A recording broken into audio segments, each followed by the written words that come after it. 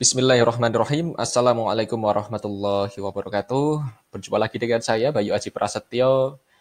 Pada kesempatan kali ini kita akan melaksanakan atau mengikuti kelas online. Dan pada kesempatan kali ini pula, judul kelas online-nya adalah 2 fokus besar mencapai goal.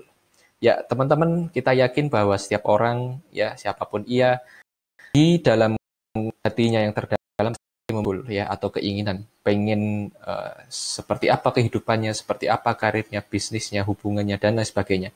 Pada intinya pasti setiap orang memiliki yang namanya keinginan atau goal, di mana dia bisa membayangkan seperti apa sih keinginannya. Oke, nah pada kesempatan kali ini kita akan membahas tentang yang namanya 2 fokus besar pencapaian goal.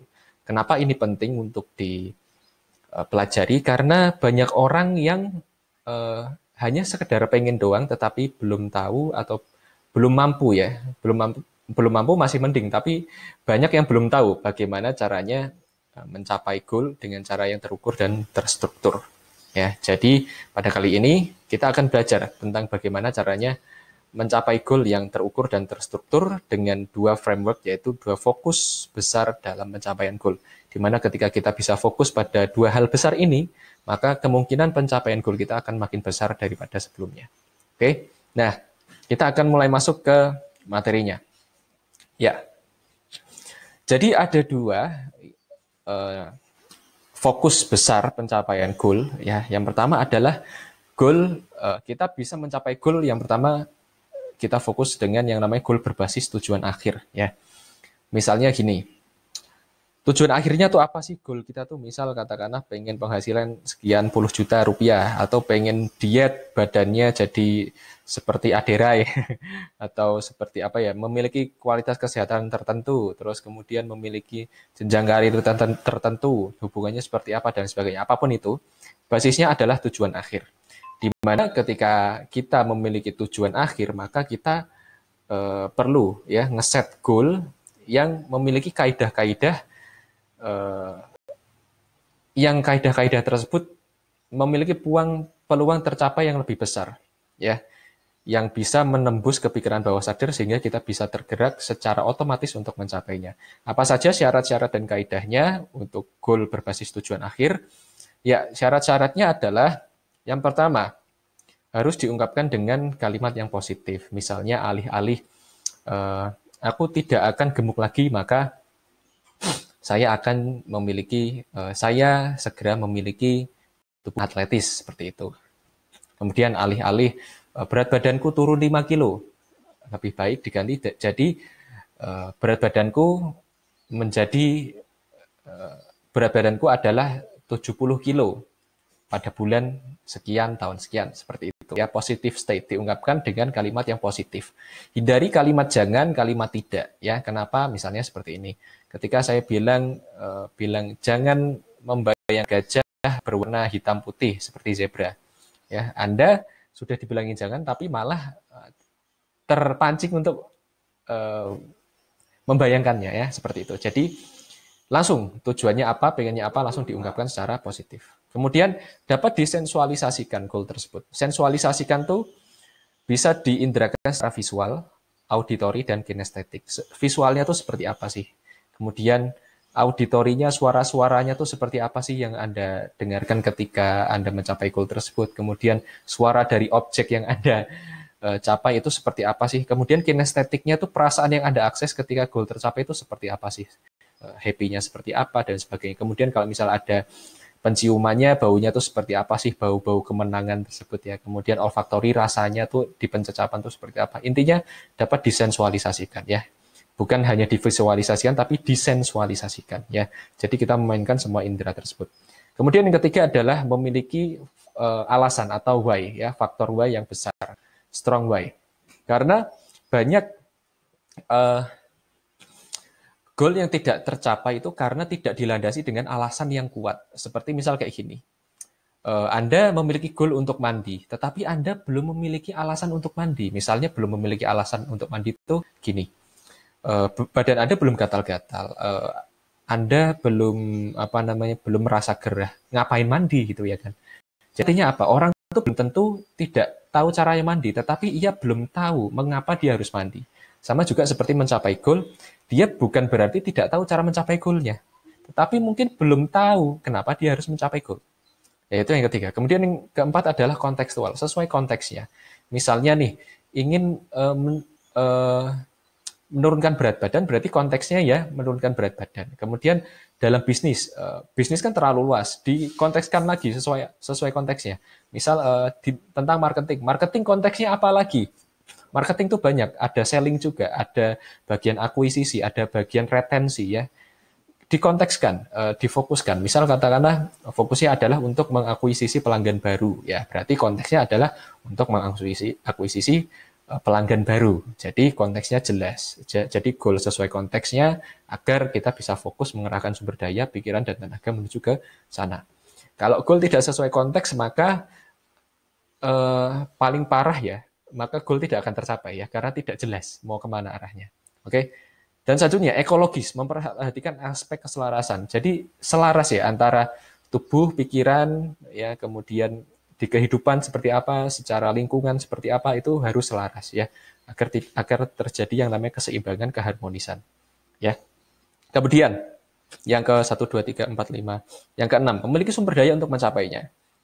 Anda misal katakanlah pengen jadi barista yang terkenal, yang memiliki skill yang mumpuni, yang oke, kualitas tinggi, world class katakanlah. Ya harus memiliki sumber dayanya. Bisa jadi ilmu, bisa jadi peralatannya. Pertanyaannya, kalau belum memiliki sumber dayanya bagaimana? Ya goalnya adalah agar memiliki sumber daya itu dulu ya. Jadi masukkan dalam timeline. Jadi ada kayak journey-nya gitu loh. Mencapai goal itu ada perjalanannya. Di mana ketika kita tidak bisa menetapkan perjalanan tersebut, kita akan sulit untuk mencapai goal tersebut. Inilah salah satu alasan kenapa orang gagal mencapai goal. Dan yang terakhir adalah action, ya action plan, terus first step-nya seperti apa, karena ruhnya dari pencapaian goal adalah di action. Nah itu, tapi action tidak sembarang action, di mana action akan kita bahas di selanjutnya, ya yang di kedua ini, yaitu di faktor kedua untuk mencapai goal adalah goal yang berbasis proses. Kalau tadi goal adalah goal yang berbasis tujuan akhir, sekarang goalnya adalah berbasis proses. Di mana dalam mencapai goal kan kita ada proses, di mana dalam proses itu kan ada goal-goal kecil yang harus kita lalui, harus kita capai, itulah yang namanya goal berbasis proses. Di mana kita perlu fokusnya tuh di sini, sebagian besar pikiran tenaga kita tuh di sini. Untuk rancangan yang awal tadi, yang ini di awal saja ya. Pastikan rancangannya baik dan benar sesuai dengan kaidah pikiran bawah sadar, kaidah pencapaian goal. Ya, kemudian baru kita fokuskan seluruh tenaga pikiran kita di proses ini. Nah, jadi goal berbasis proses itu berfokus pada yang nomor satu, faktor kunci, dan yang kedua adalah aktivitas kunci. Nah, faktor kunci itu faktor-faktor apa saja sih yang terkait untuk mencapai goal? Misal katakanlah kalau orang diet itu berarti faktor kuncinya ada di makanan, kemudian jumlah nutrisi yang dia makan atau minum, kemudian menu latihannya seperti apa, fokusnya untuk menaikkan, misal untuk menaikkan massa otot ya, berarti berapa berat angkatan yang harus diangkat tiap hari atau tiap berapa kali sehari, atau rutinitas atau jadwal latihannya seperti apa, dan lain sebagainya, faktor kuncinya ya. Kemudian aktivitas kuncinya yaitu tadi, makan yang bergizi, kemudian latihan berapa kali seminggu, dan lain sebagainya. Seperti itu ya. Jadi fokusnya di situ. Nah, ini salah satu contoh ya agar mudah diinderakan. Misal ini contoh faktor dan aktivitas kunci dalam penjualan. Misal, faktor kuncinya dalam meningkatkan penjualan apa? Oh, yang pertama adalah jumlah prospek. Prospeknya harus banyak dulu kalau pengen meningkatkan penjualan ya. Kalau prospeknya dikit ya closingnya dikit, contohnya seperti itu. Terus kemudian closing rate ya, perbandingan antara jumlah prospek yang masuk dengan pembeli yang membeli barangnya atau jajannya ya. Jadi misal katakanlah prospek yang masuk 10, yang membeli 5, berarti closing rate-nya 50% ya. Dari 10 orang yang masuk, 5 yang membeli. Kemudian nilai per transaksi yang dibeli, misal katakanlah per transaksi 100.000. Pengen meningkatkan omset atau penjualan ya kita coba tawarin ya produk yang lain dalam satu kali penjualan agar nilai per transaksinya tinggi. Kemudian jumlah repeat order dalam sebulan orang tuh beli berapa kali. Nah, itu salah satu faktor kunci. Kemudian marginnya ya, seperti itu. Nah, dari faktor kunci tersebut biar terpresentasi kemudian ke aktivitas atau kebiasaan kunci. Ya, kebiasaan kunci yang berpengaruh ke faktor kunci pencapaian goal yaitu di dalam konteks ini atau dalam konteks meningkatkan penjualan adalah yang pertama, aktivitasnya adalah aktivitas yang menambahkan jumlah prospek. Misal katakanlah ketemu orang baru setiap hari, kemudian menawarkan produk setiap hari, dan lain sebagainya. Ya, itu adalah aktivitas kebiasaan kunci. Harus ketemu ke berapa orang ya, sesuai targetnya. Kemudian follow up, aktivitas kuncinya ada follow up. Orang yang sudah menjadi prospek di follow up secara rajin, dihubungi secara berkala agar dia terbangun trust-nya, seperti itu.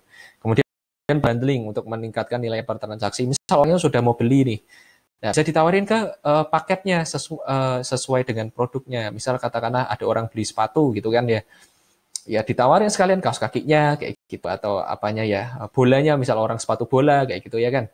Nah, seperti itu. Kemudian setelah itu untuk meningkatkan repeat order, coba tawarkan produk lainnya yang mungkin lebih mahal, lebih murah, atau yang nilainya setara ya. Itu yang namanya upselling, cross selling, atau downselling. Contoh seperti itu.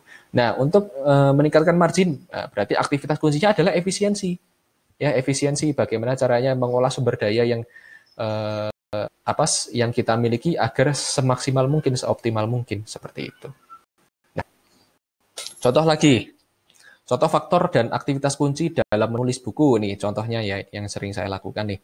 Faktor kuncinya adalah tema bukunya, karena tema itu sangat mempengaruhi apakah buku ini bisa diterima atau tidak ya, apakah akan bermanfaat untuk orang atau tidak ya, seperti itu. Yang kedua, rencana materi bukunya.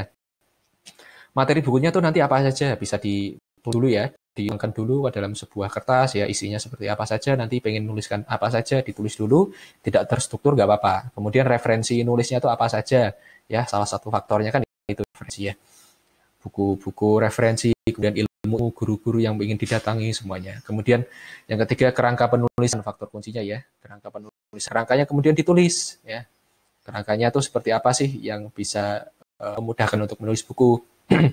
Kemudian desain pembelajaran atau alur cerita kalau non fiksi ya, kalau kalau fiksi kalau alur cerita ya, kalau non fiksi berarti desain pembelajaran.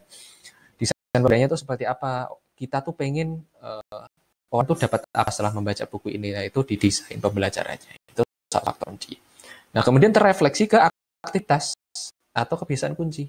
Aktivitasnya kita bikin ya aktivitas untuk menentukan tema, kita ya, kita tanya kira-kira ke teman-teman atau audiens kita yang pengen membaca buku kita itu pengennya tema apa sih yang pengen ditulis, seperti itu.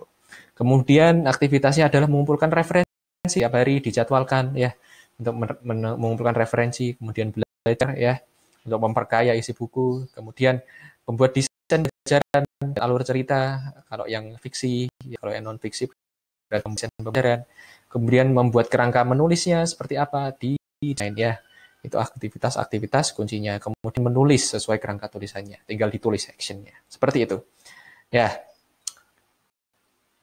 Nah, pertanyaan selanjutnya adalah apakah faktor kunci dan aktivitas kunci selalu ditemukan dalam mencapai apapun ya, misal apapun goal Anda, apakah faktor kunci dan aktivitas kunci itu selalu ditemukan? Jawabannya adalah pasti, karena itu adalah merupakan bagian dari proses pencapaian ya. Dimana ketika kita bisa hanya fokus di faktor dan aktivitas kunci saja, maka kita bisa lebih hemat waktu, tenaga, dan biaya. Sehingga sumber daya kita lainnya kita bisa alokasikan ke tempat lain yang mungkin bisa kita gunakan di dalam hal yang membahayakan lainnya. Seperti itu. Ya. Nah, selanjutnya ya. Oh ya, ini jawabannya ya. Sorry, saya sampai lupa ini ada slide ini. Jawabannya adalah ya. Selalu ditemukan untuk mencapai goal apapun. Anda pengen goal secara untuk sisi spiritual Anda, religi Anda, misal pengen Al-Quran, khatam berapa juz ketika Ramadan, kemudian dalam sisi keuangan, Anda pengen penghasilan berapa, dalam sisi karir, pasti ada faktor dan aktivitas kuncinya.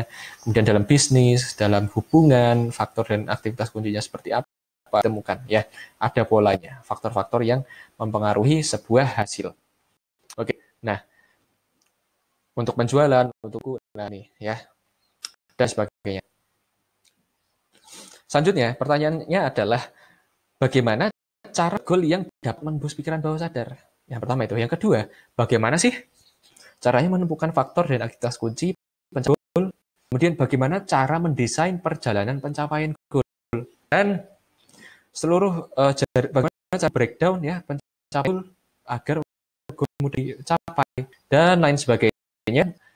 Maka jawabannya ada di mentoring line Goal Achieving Mastery, ya, panduan baik mencapai goal secara jelas, terukur dan terstruktur. Nah, dalam mentoring ini juga akan dijawab tentang itu strategi untuk meningkatkan sumber daya yang dibutuhkan untuk mencapai goal, ya.